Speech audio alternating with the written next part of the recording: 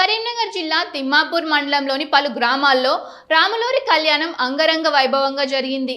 Thimmapur, Alugunur, LMT colony, Ramakrishna colony, Renukunta, Parlapalli, Mugilipalem, Polampalli, Mallapur, Mannempalem, Maktapalli, Vachunur, Kothapalli గ్రామాల్లో రాములవారి కళ్యాణం ఘనంగా నిర్వహించారు. పలు ఆలయాలను విద్యుత్ కాంతులతో ముస్తాబు చేసిన ఆలయాల కమిటీ సీతారాముల కళ్యాణానికి ప్రత్యేక ఏర్పాట్లు చేశారు. ఈ ఏర్పాట్లలో భాగంగా సీతా సమేతుడైన శ్రీరామచంద్రుడిని ఉత్సవ విగ్రహాలను ఊరేగింపుగా ఆలయానికి తీసుకువచ్చారు. ఆలయ అర్చకుల సమక్షంలో బాజా భజంత్రీలు, వేద మంత్రాలు, ముత్యాల తలంబ్రాలతో సీతారాముల కళ్యాణాన్ని ఎంతో కమనీయంగా నిర్వహించారు. సీతారాముల వారికి పట్టు వస్త్రాలు ఆలయ కమిటీతో పాటు ఆయా గ్రామాల సర్పంచులు సమర్పించారు. ఈ వేడుకలను తిలకించేందుకు భక్తులు పెద్ద సంఖ్యలో తరలివచ్చారు. కళ్యాణ అనంతరం అన్నప్రసాదాలు ఏర్పాటు చేశారు. ఆయా గ్రామాల్లో సర్పంచులు, ఆలయ కమిటీ అధ్యక్షులు, ఉప సర్పంచులు, వార్డు సభ్యులు, గ్రామస్తులు, భక్తులు పెద్ద సంఖ్యలో పాల్గొన్నారు.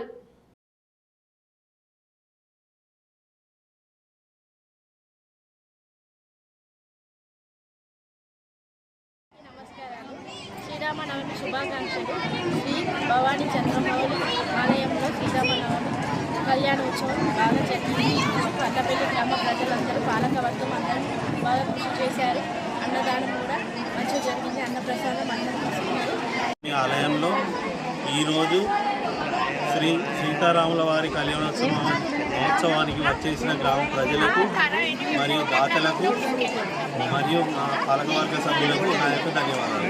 పరాభవనామ సంవత్సర శ్రీరామనవమి పర్వదిన సందర్భంగా మన పర్లపల్లిలో వేయించేసినటువంటి శ్రీ చంద్రమౌళీశ్వర స్వామి దేవస్థానంలో ప్రతి సంవత్సరం లాగానే ఈ సంవత్సరం కూడా అత్యంత భక్తి శ్రద్ధలతోటి శ్రీ సీతారామచంద్ర స్వామి వారి కళ్యాణం జరుగుతున్నది. ఈ కళ్యాణంలో పర్లపల్లికి సంబంధించినటువంటి ప్రతి గ్రామస్తులు అందరూ కూడా ఆ భక్తి శ్రద్ధతో పాల్గొని తర్వాత అన్న ప్రసాదం కూడా స్వీకరించడం జరిగింది. ఈ సీతారామ కళ్యాణం ఒక్క రాముని కళ్యాణం కాకుండా లోక కళ్యాణం సందేశం.